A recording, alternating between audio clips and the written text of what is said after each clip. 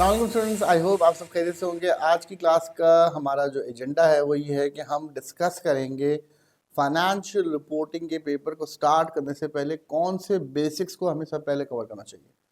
So there are certain assume knowledge and concepts जो कि F3 के पेपर से या बेसिक फाइनेंशियल अकाउंटिंग के पेपर से ट्रांसफ़र होते हैं।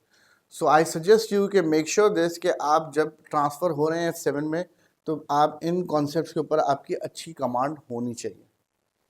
तो एक क्विक रिव्यू हम करते हैं कि कौन कौन से एरियाज़ पे हमें जो है वो ग्रिप चाहिए, कौन कौन से एरियाज़ के ऊपर हमें जो है वो नॉलेज चाहिए। That is what are prerequisite knowledge to start this paper financial reporting. तो सर सबसे पहले तो मैं आपको कहूँगा आपकी डबल एंट्री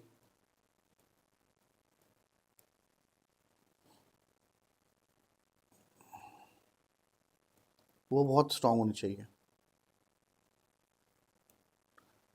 तो अगर आपकी डबल एंट्री स्ट्रांग है, जो कि यूजुअली अकाउंटिंग के स्टूडेंट्स की होती है, तो आपको बहुत सारी जगहों पे कॉन्सेप्ट्स को समझने में, कॉन्सेप्ट्स को ग्रैब करने में आसानी होगी। लेकिन अगर आपकी डबल एंट्री वीक है, कमज़ोर है, तो आपको चैलेंजेस फेस होंगे। So before starting this paper that's a pre requisite कि आपकी डबल एंट्री अच्छी होनी चाहिए। तो सर कौन सी चीज़ों की डबल एंट्री मेरी अच्छी होनी चाहिए? आपकी एसेट को रिकॉर्ड करने की, लायबिलिटी को रिकॉर्ड करने की, एक्सपेंस को रिकॉर्ड करने की, इनकम को रिकॉर्ड करने की, accrued expenses, prepaid expenses, accrued income, prepaid income, इनकी आपको डबल एंट्रीज आनी चाहिए। और साथ साथ आपको पता होना चाहिए कि गेन या लॉस अगर होता है तो वो कैसे रिकॉर्ड होता है, कोई एसेट के डिस्पोजल के ऊपर, ये डबल एंट्रीज में आपको आना चाहिए। शेयर इशू वगैरह की क्या डबल एंट्रीज पास होती हैं, डिविडेंड पेमेंट्स की क्या डबल एंट्री पास होती हैं, कब एंट्री पीएनएल में जाती है, कब एंट्री जो है वो इक्विटी को जाके हिट करती है। फिर अकाउंटिंग एंट्रीज के अंदर आपको बहुत क्लियर पता होना चाहिए कि अगर एक एरर हुआ है, एसेट लायबिलिटी में रिकॉर्ड हो गया तो उसकी एडजस्टमेंट कैसे होगी, कंपनी ने अगर डिविडेंड को एक्सपेंस में चार्ज कर दिया तो उसकी एडजस्टमेंट कैसे होगी। तो ये डबल एंट्री पे आपकी जो है वो एक अच्छी कमांड होनी चाहिए। सेकंड हम आते हैं, अच्छा मैं थोड़ा सा जब टॉपिक वाइज थोड़ा सा आपको बताता जाऊंगा तो थोड़ा थोड़ा डबल एंट्रीज में इंशाल्लाह मैं आपको ऐड करता जाऊंगा। तो सेकंड एक बहुत इंपॉर्टेंट चैप्टर है डेप्रीसिएशन का। डेप्रीसिएशन क्या होती है ये ACCA कहता है, हम F7 में नहीं बताएंगे आपको। F7 में सिर्फ हम कैलकुलेशन देंगे आपको, इसकी बेसिक लेवल की भी और कॉम्प्लेक्स लेवल की भी। तो कॉम्प्लेक्स लेवल की कैलकुलेशन तो आप F7 के स्टैंडर्ड में IAS 16 में IAS 38 में सीखोगे, लेकिन एक बेसिक लेवल की जो कि एक बच्चा बेसिक फाइनेंशियल अकाउंटिंग का पेपर पास आया उसको बेसिक पता होना चाहिए कि सर स्ट्रेट लाइन मेथड जो है उसका फॉर्मूला क्या है और रिड्यूसिंग बैलेंस मेथड का फॉर्मूला क्या है, इसकी बेसिक कैलकुलेशन कैसे होती है। तो स्ट्रेट लाइन मेथड पे हमें फॉर्मूला हम क्या यूज करते हैं, cost minus scrap value divided by useful life. अच्छा यहाँ मैं एक बात क्लियर कर दूं कि बच्चों के माइंड में एक कॉन्सेप्ट होता है कि सर अगर परसेंटेज में तो वो रिड्यूसिंग होगा और अगर लाइफ गिवन है तो वो स्ट्रेट लाइन होगा। तो ऐसा नहीं है, परसेंटेज में भी रिड्यूसिंग हो सकता है और परसेंटेज में स्ट्रेट लाइन भी हो सकता है। तो एग्जामिनर आपको ये भी दे सकता है कि स्ट्रेट लाइन मेथड में बताएगा कि हमें परसेंटेज चार्ज करनी है ऑन द कॉस्ट। तो ऑन द कॉस्ट का मतलब होता है कि कॉस्ट पे एक परसेंटेज, मतलब हर दफा कांस्टेंट डेप्रिसिएशन चार्ज होगी। तो डेप्रिसिएशन का अगर आप ग्राफ बनाएंगे तो हमेशा ऐसे स्ट्रेट लाइन बनेगा। मेरी लाइन जरा स्ट्रेट नहीं है लेकिन मैं क्लियर कर देता हूँ आपको, ये स्ट्रेट लाइन ग्राफ बनेगा हमेशा। तो over the period of time depreciation जो है वो सेम आ रही होगी based on the pattern of the economic benefits. या IAS 16 में हम बात करेंगे लेटर ऑन, लेकिन अभी बस पता होना चाहिए मैं इतनी सी बात कि सर डेप्रिसिएशन का मतलब होता है स्ट्रेट लाइन मेथड पे हम डेप्रिसिएशन चार्ज अगर कर रहे हैं तो हमारा डेप्रिसिएशन हर साल का कांस्टेंट आएगा। तो पहले साल का अगर डेप्रिसिएशन 10,000 है तो दूसरे साल का भी 10,000 होगा, तीसरे साल का भी 10,000 होगा, जब तक वो एसेट चलेगा उसकी वैल्यू हमेशा 10,000 ही रहेगी। इसलिए कॉस्ट पे अगर मैं परसेंटेज लेता हूं तो कॉस्ट तो हमेशा सेम रहती है, कॉस्ट पे तो कोई इम्पैक्ट नहीं आता, तो कॉस्ट पे हमेशा परसेंटेज लगेगी। तो इस बात को, अपने कॉन्सेप्ट को क्लियर कर लीजिएगा। अच्छा सर, ये परसेंटेज कैसे निकलेगी? ये परसेंटेज निकलती है 1/, यूजफुल लाइफ करके।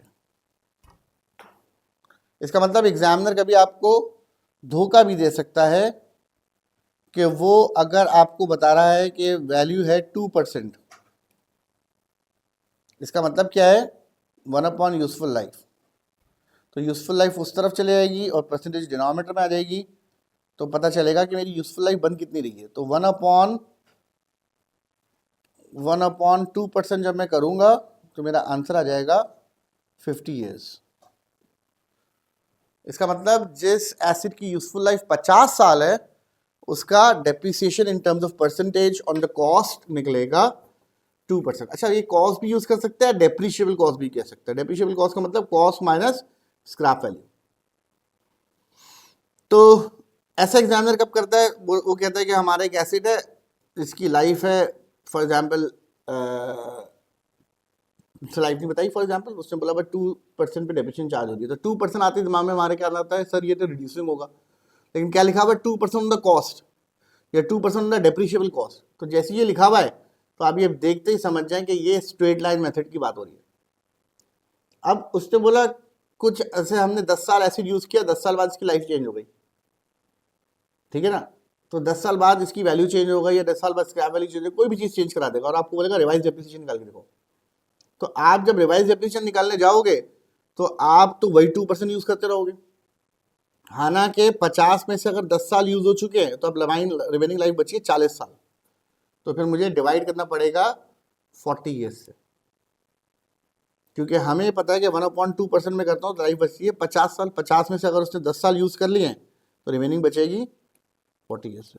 तो जब भी आपको दोबारा डेप्रिसिएशन रिकैलकुलेट करनी पड़ जाए तो फिर आप रिमेनिंग यूजफुल लाइफ लेते हैं। और एग्जामिनर होशियार क्या करता है? वो आपको ये रिमेनिंग लाइफ नहीं बताएगा, वो 2% बता देगा। और 2% का मतलब ये बच्चा हर दफा 2% कर रहा होगा, तो 2% का मतलब मैं कहना क्या चाह रहा हूँ कि लाइफ अभी भी 50 साल बची है, यानी कि 50 साल नहीं बची, 10 साल यूज हो चुकी है। तो फिर हमें क्या करना होता है? परसेंटेज को यूजफुल लाइफ में कन्वर्ट करना होता है। तो सर डेप्रिसिएशन चेंज कब होती है? डेप्रिसिएशन चेंज होती है जब भी इस फॉर्मूले में से कुछ भी चेंज हो जाएगा। कौन सा फॉर्मूला? अगर वैल्यू चेंज हो जाए, अगर स्क्रैप वैल्यू चेंज हो जाए, अगर यूजफुल लाइफ चेंज हो जाए, इनमें से कुछ भी चेंज होगा तो you need to recalculate the depreciation, that is called the revise depreciation. तो रिवाइज डेप्रिसिएशन हमें कैलकुलेट करनी पड़ती है और रिवाइज डेप्रिसिएशन की बेसिस के ऊपर हम डेप्रिसिएशन चार्ज करते हैं। तो ये स्ट्रेट लाइन मेथड आप लोगों को पता होगा, स्ट्रेट लाइन मेथड क्या होता है एट दिस स्टेज। नहीं पता तो आप इसको रिवाइज कर लें, लेकिन बेसिक स्ट्रेट लाइन मेथड पे आपको डेप्रिसिएशन कैलकुलेट करनी आनी चाहिए कि based on the useful life हम किस तरह डेप्रिसिएशन कैलकुलेट करते हैं, और ये कभी आपको परसेंटेज की फॉर्म में भी गिवन हो सकती है। अच्छा जी, अब जो मैं आंसर निकालूंगा डेप्रिसिएशन एक्सपेंस का होगा सर, वो जो कि स्ट्रेट लाइन से भी आ सकता है और रिड्यूसिंग से भी आ सकता है। अब अगर मैं पूछूं पीएनएल में इनकम स्टेटमेंट में डेप्रिसिएशन एक्सपेंस कहाँ चार्ज होगा? इनकम स्टेटमेंट में डेप्रिसिएशन एक्सपेंस कहाँ चार्ज होगा? तो most of the students answer देंगे सर ऑपरेटिंग एक्सपेंस में चार्ज होगा। लेकिन आप जितना F7 पढ़ोगे आपको पूरे F7 के अंदर नजर आएगा कि डेप्रिसिएशन चार्ज हो रही है कॉस्ट ऑफ गुड्स सोल्ड के अंदर। तो डेप्रिसिएशन जितनी भी है वो सारी की सारी F7 लेवल पे कॉस्ट ऑफ गुड्स सोल्ड में आपने डालनी है, अनलेस सवाल में मेंशन ना हो कि भाई डेप्रिसिएशन एडमिन में जाएगी या डेप्रिसिएशन ऑपरेटिंग एक्सपेंस में जाएगी, तो फिर आप डालोगे। कुछ नहीं लिखा हुआ क्वेश्चन में तो it is the assumption of the examiner कि depreciation will charge in cost of goods sold. तो सवाल एक होता है कि सर इसका रैशनल क्या है, क्यों ऐसा होगा? तो इसका जवाब IS1 ने दिया। IS1 ने बोला कि आपके एक्सपेंसेस जो हैं उसकी क्लासिफिकेशन हो सकती है बाय नेचर,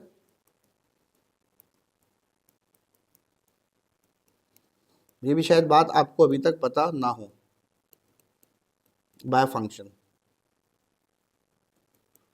आप अपने एक्सपेंसेस को बाय नेचर और बाय फंक्शन में डिस्ट्रीब्यूट कर सकते हैं।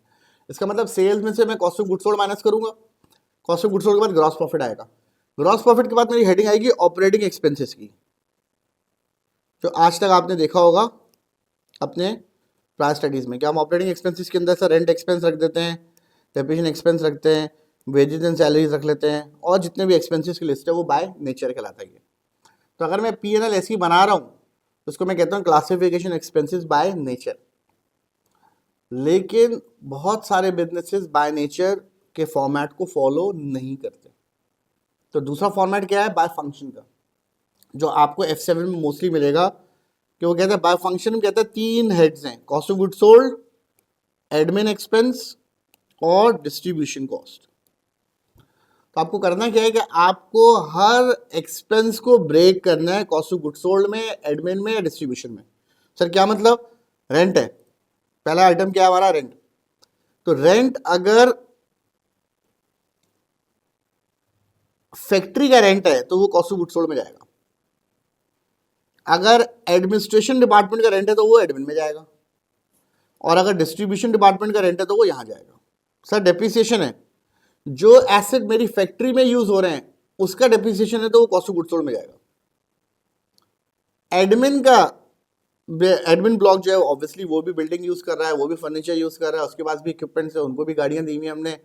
तो एडमिन ब्लॉक अगर कोई एसिड यूज कर रहा है तो उसका डेप्रिसिएशन एडमिन में जाएगा, और डिस्ट्रीब्यूशन वालों का डेप्रिसिएशन डिस्ट्रीब्यूशन में जाएगा। आई होप ये बातें आपको समझ में आ रही होंगी। वेजेस एंड सैलरीज, जो लोग फैक्ट्री में काम कर रहे हैं उनका वेजेस एंड सैलरीज यहां जाएगा, जो लोग एडमिन ब्लॉक में काम कर रहे हैं उनका वेजेस एंड सैलरीज यहां जाएगा, और जो डिस्ट्रीब्यूशन में काम कर रहे हैं उनका वेजेस। तो वो कहता है जितने भी एक्सपेंसेस हैं वो 3 हेड्स में ब्रेक होके जाएंगे। तो आप इन 3 हेड पे ब्रेक करोगे, तो अगर एग्जामिनर कह रहा है F7 का कि मैं डेप्रिसिएशन को यहाँ चार्ज करूंगा, इसका मतलब वो क्या कहना चाह रहा है, वो कहना चाह रहा है कि मैं जो आपको एसेट्स दे रहा हूं वो सारे एसेट्स किससे रिलेटेड है, फैक्ट्री से रिलेटेड, वो उस प्रेमिसेस से रिलेटेड एसेट्स है हमारे जिसमें आप production of goods and services कर रहे हो। वो एडमिन से रिलेटेड नहीं है, वो डिस्ट्रीब्यूशन से रिलेटेड नहीं है।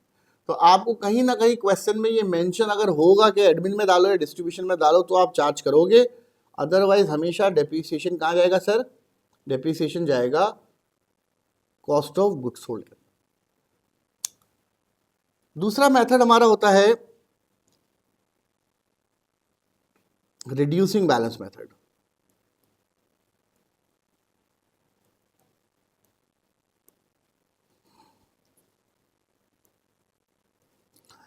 रिड्यूसिंग बैलेंस मेथड या इसको डिमिनिशिंग बैलेंस मेथड भी कहते हैं।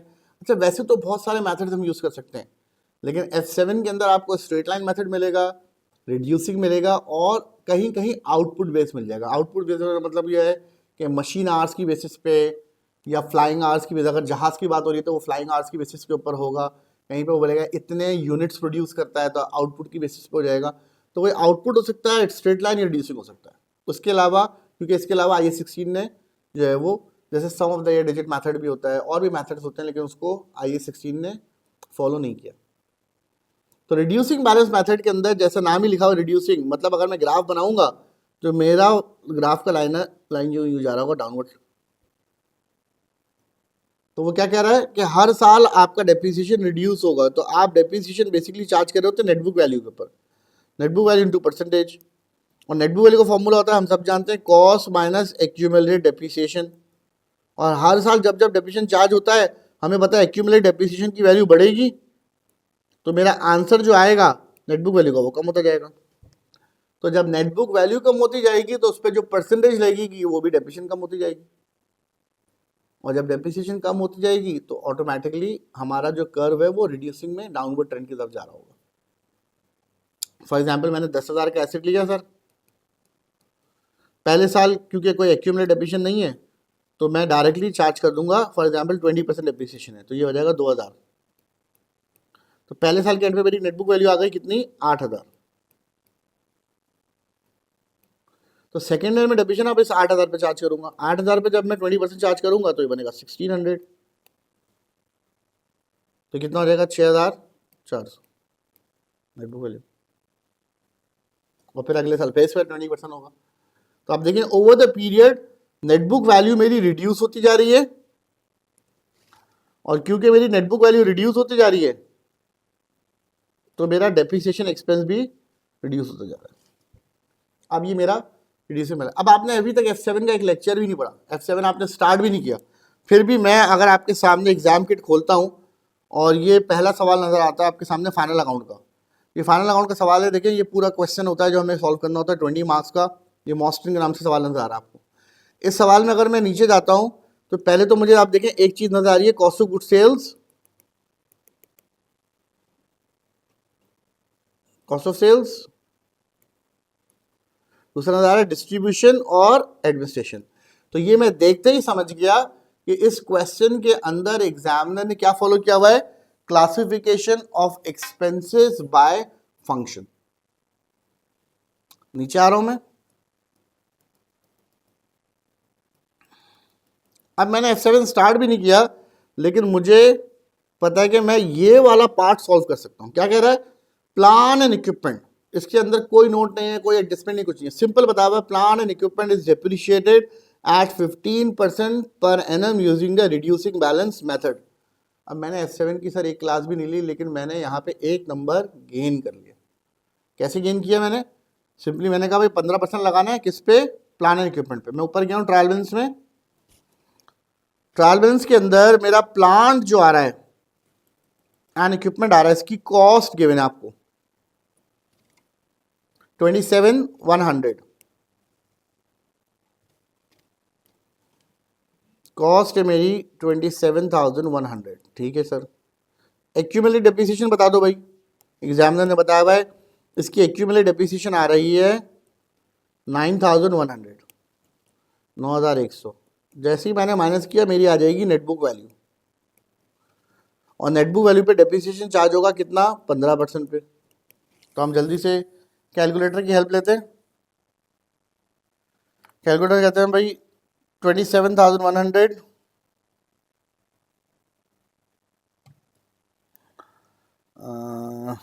कैलकुलेटर से मैं कहूँगा ये 27,100 है माइनस 9,100 है, तो मेरा आंसर आ रहा है 18,000। अब 18,000 के ऊपर मैंने चार्ज करना है 15%, और मेरा आंसर आ जाएगा 2700 का depreciation, and my revise net book value is now 18,000 minus 2,700. It's 15,300. That's it. Simple काम है। कॉस्ट में से एक्यूमुलेटेड डेप्रिसिएशन माइनस की सर, नेटबुक वैल्यू आ गई, नेटबुक वैल्यू पे 15% लगाया और मेरी नेटबुक वैल्यू आ गई। ए रेट पे on the face of the balance sheet मैं रिपोर्ट करूंगा 15,300 का amount, that is the amount that we need to show on the statement of financial position. तो ये अमाउंट जाएगा सर बैलेंस शीट में, और ये अमाउंट जाएगा पीएनएल में, कहाँ जाएगा, कॉस्ट ऑफ गुड्स सोल्ड में। तो अगर मैं इस सवाल को देख रहा हूं कि एग्जामिनर क्या कह रहा है, क्या कह रहा है, all depreciation is charge to cost of sales. तो ये बात नहीं भी लिखी होगी तो भी आप F7 में हमेशा डेप्रिसिएशन को चार्ज करोगे, कहां पे sir, cost of goods sold के अंदर। Is it clear?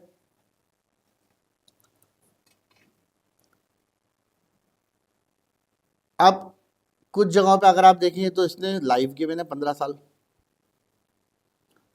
15 साल लाइव गिवन है प्रॉपर्टी की, तो मैं समझ गया कि प्रॉपर्टी स्ट्रेट लाइन पे डेप्रिशिएट हो रही है। मैं ऊपर जाता हूं सर, प्रॉपर्टी की तरफ जाके देखता हूं तो प्रॉपर्टी गिवन है एट वैल्यूएशन 28,500। अच्छा, यहां एक बात जो है वो समझने वाली है कि प्रॉपर्टी के अंदर एग्जामिनर अक्सर छुपा के दे देगा लैंड भी। तो आपको पता है प्रॉपर्टी का मतलब लैंड भी हो सकता है, प्रॉपर्टी का मतलब बिल्डिंग भी हो सकती है। तो प्रॉपर्टी में लैंड एंड बिल्डिंग दोनों होती है, और हम सबको पता है कि लैंड डिप्रिशिएट नहीं होती, land is a non depreciable asset. तो एग्जामिनर क्या कर देगा, प्रॉपर्टी में छुपा के कहीं दे देगा लैंड। इस सवाल में उसने लैंड नहीं बताई अलग से, लेकिन प्रॉपर्टी का वर्ड यूज किया हुआ, तो कहीं ना कहीं लैंड छुपी हुई होगी। तो 28,500 में अगर वो बोले 10,000 रुपए की लैंड है, तो फिर मैं डिवाइडेड बाय 15 किससे करूंगा, लाइफ गिवन है इसमें 15 साल, मैं दिखा देता हूं आपको, लाइफ गिवन है 15 साल, तो डिवाइड बाय 15 मैं 28,500 को नहीं कर सकता। अगर उसने बताया हुआ कि 10,000 का जो कंपोनेंट है वो लैंड का है, तो मैं पहले टोटल वैल्यू में से लैंड का अमाउंट माइनस करूंगा और फिर जो मेरा अमाउंट बचेगा 18,500 उसको डिवाइड कर दूंगा 15 से। तो हम सबको पता है कि लैंड डेप्रिशिएट नहीं, तो बहुत सारे बच्चे एग्जामिनर कहते हैं मिस्टेक क्या करते हैं, जो कि एक बहुत बेसिक लेवल की बात है, F3 लेवल की बात है, कि सर लैंड डेप्रिशिएट नहीं होती, लेकिन बच्चे क्या करते हैं, लैंड को डेप्रिशिएट कर देते हैं। तो ये मैं आपको पहले दिन से बता रहा हूँ कि there are some silly mistakes जो कि बच्चे करते हैं एग्जाम में और उनका रीज़न बनता है फेलियर का। तो ये मैंने आपको बताया स्ट्रेट लाइन के बारे में, रिड्यूसिंग बैलेंस मेथड के बारे में, कि किस तरीके से इनके ऊपर डेप्रिशिएशन कैलकुलेट होती है। अच्छा, एक सवाल ये आ सकता है सर रिड्यूसिंग पे परसेंटेज कैसे निकलती है, तो ये आपकी एसईसी की किसी बुक्स में नहीं मिलेगा। आने का इसका अपना एक फॉर्मूला 1 - √S/C करके, लेकिन वो फॉर्मूला को आपको ज़रूरत नहीं, हमेशा आपको वो परसेंटेज दे देगा रिड्यूसिंग की। फिर इसमें आपको पता होना चाहिए सर गेन या लॉस कैसे रिकॉर्ड होता है। गेन या लॉस का फॉर्मूला क्या है, sale proceeds minus net book value. इसका मतलब जिस डेट पे मैंने बेचा है उस डेट की मैं सबसे पहले नेट बुक वैल्यू निकालूंगा। अब वो net book value straight line की बेसिस पे भी निकल सकती है और वो रिड्यूसिंग से भी निकल सकती है। तो जिस तरीके से भी मैंने उस एसेट को डेप्रिशिएट किया है उसकी बेसिस पे पहले मुझे नेट बुक वैल्यू निकालनी पड़ेगी। फॉर एग्जाम्पल वो आ रही है 20,000 की and we have sold this asset at a value of 18,000। तो सर मुझे 2,000 का क्या हो गया, लॉस हो गया। अब ये लॉस भी कहाँ जाएगा, आपने कहा लॉस भी, जब depreciation cost of goods sold में जा रहा है तो लॉस भी कॉस्ट ऑफ गुड्स सोल्ड में जाएगा। सवाल है सर ये प्लस होगा माइनस होगा, तो आप माइंड में देखिएगा कॉस्ट ऑफ गुड्स सोल्ड का हेड की नेचर क्या है, कॉस्ट ऑफ गुड्स सोल्ड के हेड की नेचर है एक्सपेंस, और लॉस भी हमारे एक्सपेंसेस में चार्ज होते हैं, तो लॉस जाके यहाँ पे प्लस हो जाएगा। हालांकि इक्वेशन में नेगेटिव आ रहा है, लेकिन मैं वहाँ कॉस्ट ऑफ गुड्स सोल्ड में माइनस नहीं करूँगा, कॉस्ट ऑफ गुड्स सोल्ड में प्लस करूँगा। लेकिन अगर ये गेन आता तो फिर कॉस्ट ऑफ गुड्स सोल्ड से क्या होगा, लेस होगा। अब वो आपको एग्जामिनर ये भी बोल सकता है कि भाई गेन या लॉस को एडमिन में ले जाओ, तो फिर मैं क्या करता है एडमिन एक्सपेंसेस से गेन को लेस कर देता और लॉस को ऐड करता कॉस्ट एडमिन के अंदर। फिर इससे रिलेटेड कोई इनकम भी हो सकती है, तो अगर डेप्रिसिएशन जा रहा है फॉर एग्जांपल एक प्रॉपर्टी का, जो मेरे पास प्रॉपर्टी है उसका डेप्रिसिएशन जा रहा है कॉस्ट ऑफ गुड्स सोल्ड में, तो फिर अगर उससे रिलेटेड मुझे कोई इनकम हुई है तो वो भी पीएनएल में जाएगी कॉस्ट ऑफ गुड्स सोल्ड के अंदर। अगर डेप्रिसिएशन जा रहा है एडमिन में तो उससे रिलेटेड कोई इनकम हुई है तो वो भी एडमिन में जाएगी। तो सर एडमिन कैसे एडजस्ट होगी, जैसे गेन एडजस्ट होता है, हर एक्सपेंस से इनकम जो है वो लेस होगी। तो एक्सपेंस और एक्सपेंस ऐड होते हैं, एक्सपेंस और इनकम आपस में लेस हो जाते हैं। तो ये छोटी छोटी मैं आपको बातें बता रहा हूँ जो कि इस बातों का ख्याल रखना है, जो कि अक्सर लोग मिस्टेक कर देते हैं F7 पेपर के अंदर, और इन बेसिक्स को वो रिवाइज नहीं करते, और एज अ रिजल्ट जब वो पेपर में पढ़ रहे होते हैं, क्लासेस ले रहे होते हैं, तो उनके ऊपर बच्चे कहते हैं सर मेरे सर पे से जा रहा है। सर पे से इसलिए जा रहा है क्योंकि पिछला जो आपने पढ़ा था वो आप भूल गए, या आपको कॉन्सेप्ट कच्चा पक्का है, जिसकी वजह से जो है वो नया जो कॉन्सेप्ट है वो उसके साथ मैच नहीं हो रहा। अच्छा जी, डेप्रिसिएशन के अंदर बेसिक यही बातें आपको पता होनी चाहिए। उसके अलावा एक नेटबुक वैल्यू का टी अकाउंट बनता है, ये आपको पता होना चाहिए नेटबुक वैल्यू का टी अकाउंट कैसे बनता है। ओपनिंग बैलेंस नेटबुक वैल्यू का आएगा, प्रॉपर्टी प्लान एंड इक्विपमेंट का, क्लोजिंग बैलेंस नेटबुक वैल्यू का आता है। अब जो एसेट हम डिस्पोज ऑफ करते हैं, डिस्पोजल जो है उसकी भी आती है नेटबुक वैल्यू। अब नोट करिएगा, जब हम डिस्पोज ऑफ करते हैं किसी एसेट को, तो मैं इस इक्वेशन में आपको दिखा रहा हूँ कि इसके मेरे पास जो है वो दो वैल्यूज आ रही होती हैं कि जो मैंने एसेट बेचा है वो कितने का बेचा और उस वक्त उसकी बुक वैल्यू क्या थी, और बुक वैल्यू और कितने का बेचा, सेल प्रोसीड्स का जो डिफरेंस है वो गेन या लॉस है।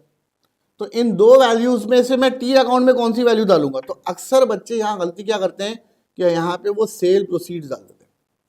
हालांकि सेल प्रोसीड्स की जगह कितने का बिका ये मैटर नहीं करता, ये मैटर करेगा कि जो मैंने एसेट बेचा इसकी बुक वैल्यू क्या थी। तो हम हमेशा क्रेडिट साइड पर बुक वैल्यू डालते हैं। फिर डेप्रिसिएशन चार्ज अगर होता है तो आप सबको पता है कि नेट बुक वैल्यू कम होती है तो क्रेडिट पे आ जाएगा। अगर रीवैल्यूएशन गेन हुआ है तो वो डेबिट पे आ जाएगा।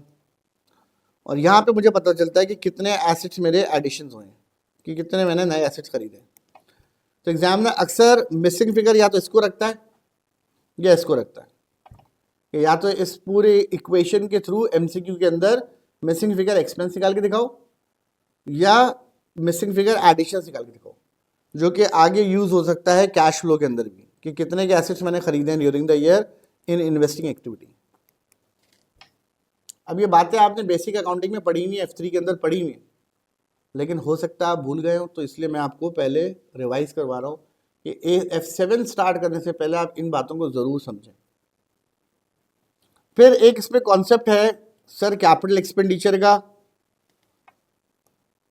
और रेवेन्यू एक्सपेंडिचर का। कैसे पता चलता है कैपिटल एक्सपेंडिचर क्या है, रेवेन्यू एक्सपेंडिचर क्या है?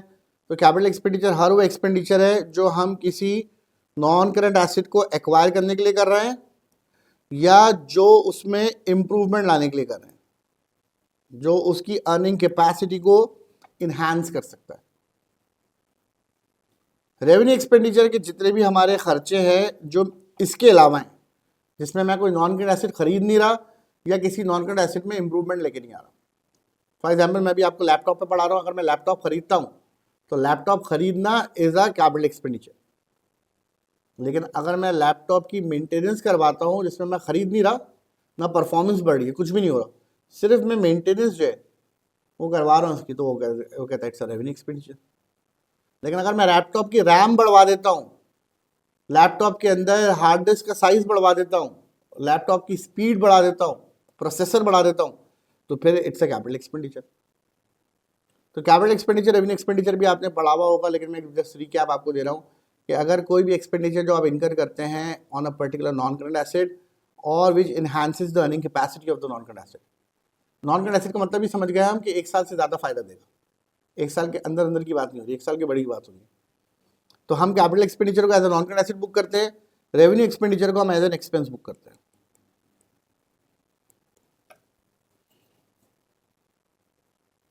ठीक है जी।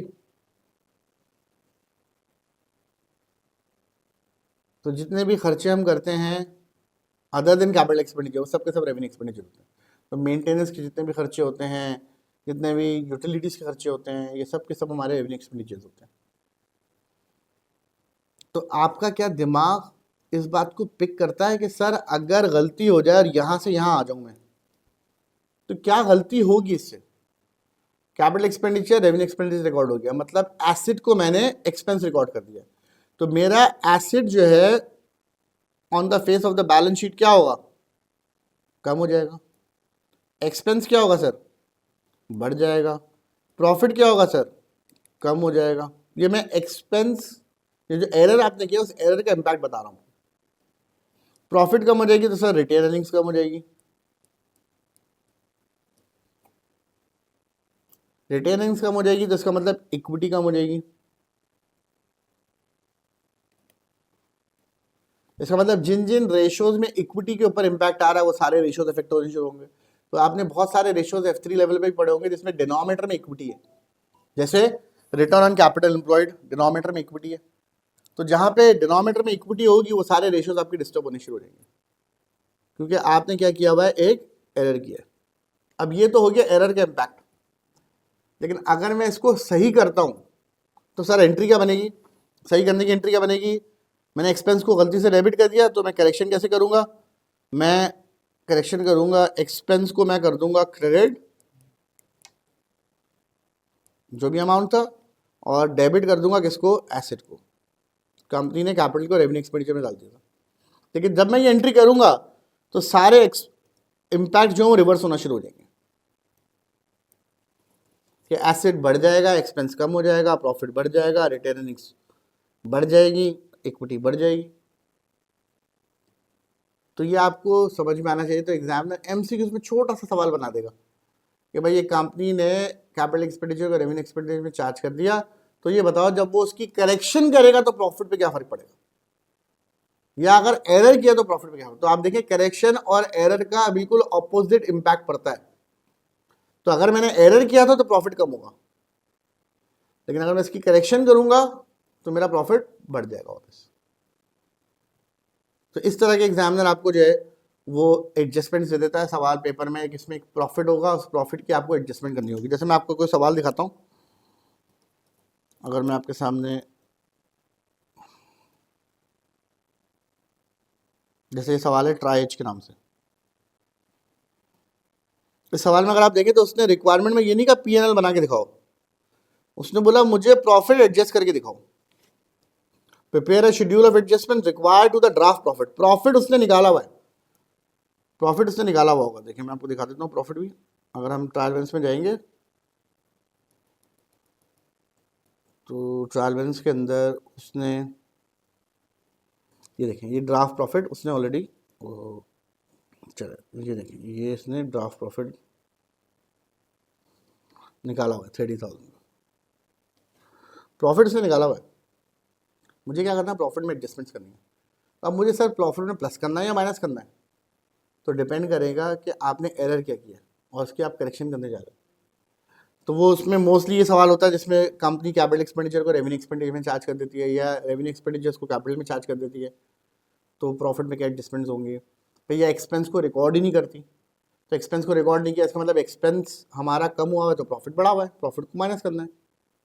इसी तरह वो बोलेगा इनकम रिकॉर्ड नहीं की, इनकम रिकॉर्ड नहीं की सर तो इसका मतलब प्रॉफिट कम हुआ है, तो इनकम रिकॉर्ड नहीं है तो इनकम रिकॉर्ड करूंगा तो प्रॉफिट बढ़ जाएगा। तो सिर्फ plus minus plus minus plus minus करना है। तो बिलीव में आपको अगर बेसिक्स को रिवाइज कर लिया तो आपको F7 ऐसा लगेगा बिल्कुल बहुत ही आसान आपको लगना शुरू हो जाएगा, क्योंकि एक कनेक्टिविटी है विद योर बेसिक नॉलेज। तो जो बच्चे एग्जामिशन लेके आते हैं ACCA के इनिशियल पेपर्स में नॉलेज मॉड्यूल में, तो I suggest to those students के वो ये लेक्चर एक तो लाजमी सुने, नंबर 1। नंबर 2, ये जो टॉपिक्स मैं कह रहा हूँ इनको एक दफ़ा किसी किताब से किसी बुक से ACCA की पढ़ लें, रिवाइज कर लें, जिसमें एक डेप्रिसिएशन का कॉन्सेप्ट है आपको बता रहा हूँ, और भी चैप्टर्स हैं वो मैं आपको बताता जाऊँ। ठीक है जी, नेक्स्ट आते हैं हम लोग डेप्रिसिएशन के बाद चैप्टर पे,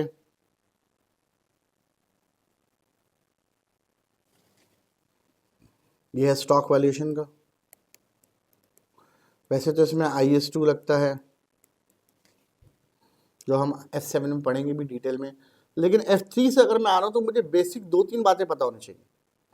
पहली बात कि क्लोजिंग स्टॉक का, सेल्स का और परचेज रिटर्न का, इन सब का डायरेक्ट रिलेशन होता है प्रॉफिट से एंड इनवर्स रिलेशन होता है कॉस्ट ऑफ गुड्स सोल्ड से। मतलब इनमें से अगर कुछ भी बढ़ेगा तो प्रॉफिट मेरा बढ़ जाएगा सर, या मैं बोल सकता हूं कि मेरी कॉस्ट ऑफ गुड्स सोल्ड जो है वो कम हो जाएगी। अच्छा, कॉस्ट ऑफ गुड्स सोल्ड को मैं सिर्फ उस आइटम से रिलेट कर सकता हूं जो उसमें जाता है। जैसे purchase return cost of goods sold में जाता है, closing stock cost of goods sold में जाता है, सेल्स नहीं जाती। तो सेल्स को मैं उससे कनेक्ट नहीं कर सकता, लेकिन बाकी इन चीज़ों को मैं कनेक्ट कर सकता हूँ। इसी तरह आता है ओपनिंग स्टॉक, परचेजेस,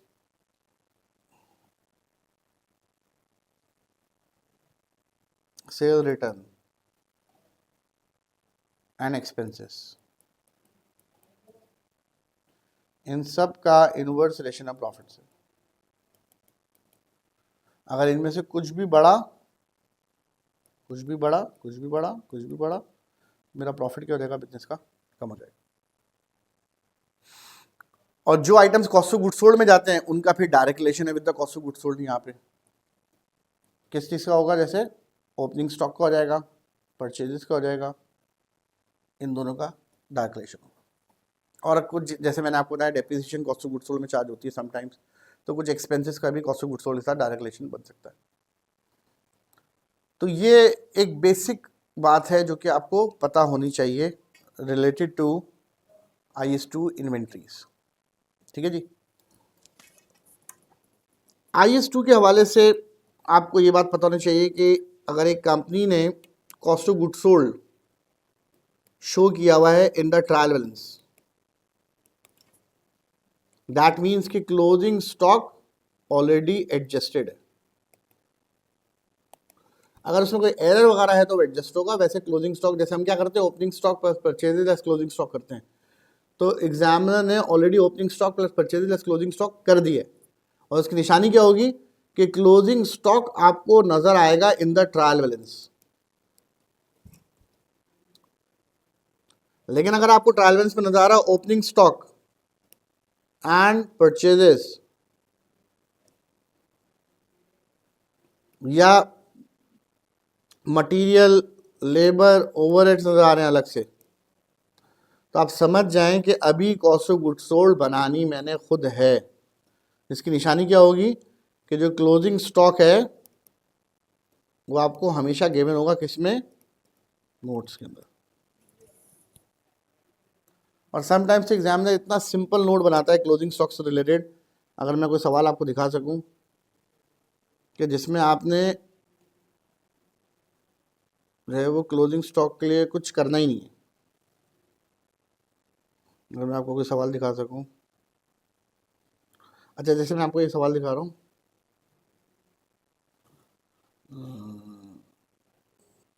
ये देखिए, अगर मैं आपको ये सवाल दिखाऊं तो इसमें देखिए कॉस्ट ऑफ सेल्स पहले से गिवन है। जिस सवाल में कॉस्ट ऑफ सेल्स गिवन है आपको, आप उस सवाल में समझ जाए कि examiner opening stock plus purchase plus closing stock कर चुका है। अब आपको फर्दर क्लोजिंग स्टॉक को माइनस कराने की ज़रूरत नहीं है। क्लोजिंग स्टॉक उस सवाल में आपको हमेशा ट्रायल बैलेंस में नजर आएगा। अच्छा, ये trial balance complete trial balance नहीं है, क्योंकि आप देखें extract from the trial balance है, कंप्लीट ट्रायल बैलेंस नहीं है, वरना उसका डेबिट क्रेडिट इक्वल आ रहा होता। तो अगर आप कंप्लीट ट्रायल बैलेंस का देखोगे, ये समझें बहुत एक थोड़ा सा पार्ट है ट्रायल बैलेंस का, पूरा सवाल देखोगे तो आपको क्लोजिंग स्टॉक डेबिट साइड पे नजर आ रहा होगा, क्योंकि क्लोजिंग स्टॉक बैलेंस शीट के लिए एसेट होता है। तो समटाइम एग्जामिनर आपके सामने बस क्लोजिंग स्टॉक की वैल्यू रख देगा, इसको आपको सिर्फ और सिर्फ उठा के प्लेस करनी होगी। इस सवाल में भी अगर आप देखें आपको कॉस्ट ऑफ सेल्स गिवन है, इसका मतलब एग्जामिनर काम कर चुका है। Opening stock plus purchase plus closing stock examiner already कर चुका है, और इस सवाल में भी कंप्लीट ट्रायल बैलेंस नहीं है, एक्सट्रैक्ट गिवन है। तो हमारे सामने कोई सवाल अभी तक ऐसा आया नहीं है जिसमें मैं आपको स्टॉक दिखा सकूं।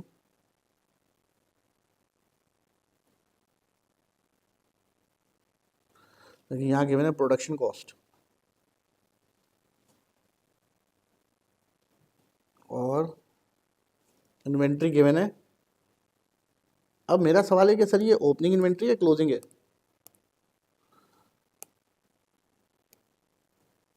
अब ये ओपनिंग है या ये क्लोजिंग है?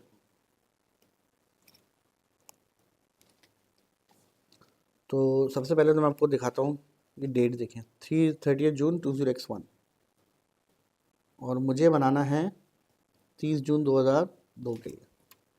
तो एक बात तो मुझे इससे भी पता चल गई, किससे, कि डेट से, कि ये मेरा ओपनिंग स्टॉक है। दूसरी बात मुझे इससे भी पता चल गई कि मुझे प्रोडक्शन कॉस्ट अलग से नजर आ रही है, इसका मतलब उसने अभी तक cost of goods sold statement बना ही नहीं है, उसने cost of goods sold statement बनानी है। तो मैंने आपको क्या बताया कि ओपनिंग स्टॉक या परचेज अगर आपको नजर आता है तो कॉस्ट ऑफ गुड्स सोल्ड बनानी है, तो लाजमी क्लोजिंग स्टॉक आपको नोट्स में मिलेगा। तो अगर मैं जाता हूँ नोट्स में, तो अगर आप देखें तो ये क्लोजिंग स्टॉक की वैल्यू नोट्स में बताई गई उसने। अब इसमें थोड़ी सी एडजस्टमेंट्स भी है, लेकिन हम एडजस्टमेंट्स करके लेटर ऑन इसको देखेंगे। तो ये माइंड में रखिएगा कि समटाइम आपको cost of goods sold statement बनानी होती है, समटाइम ऑलरेडी बनी हुई होती है। ठीक है जी, तो ये हमारा हो गया इन्वेंट्री का पार्ट। अब हम ब्रेक ले रहे हैं, ब्रेक के बाद हम नेक्स्ट स्लॉट में हम थोड़ा सा और फर्दर डिस्कस करेंगे FR के बेसिक्स पे। अपना ख्याल रखिएगा।